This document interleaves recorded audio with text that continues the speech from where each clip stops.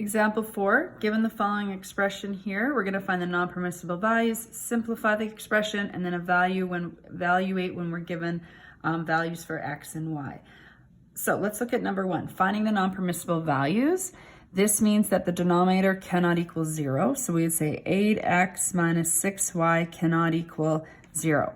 Now I like to start off with maybe a little bit of a simpler one. So I kind of in the corner have sort of an additional example. If I was to look at this one with two variables, we would say that x minus y cannot equal 0. So when you're thinking, well, what do I solve for? There's two variables.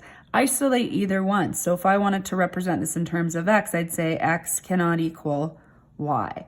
So as long as x and y aren't the same numbers, or I could have wrote it as y cannot equal x. So for example, as long as if x is 2, y can't be 2. 2 minus 2 would equal 0. So that's what that represents. So we're going to do this one in two different ways. If I want to isolate x, I would say 8x cannot equal 6y and divide off the 8. So x cannot equal 3/4 y.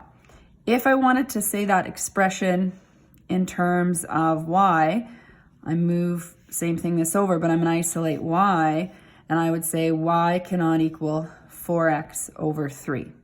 So what does this mean when there's a little bit more? Well, I'll use this as an example. So that would mean if the y value was 1, then x cannot equal, when you substitute 1 in,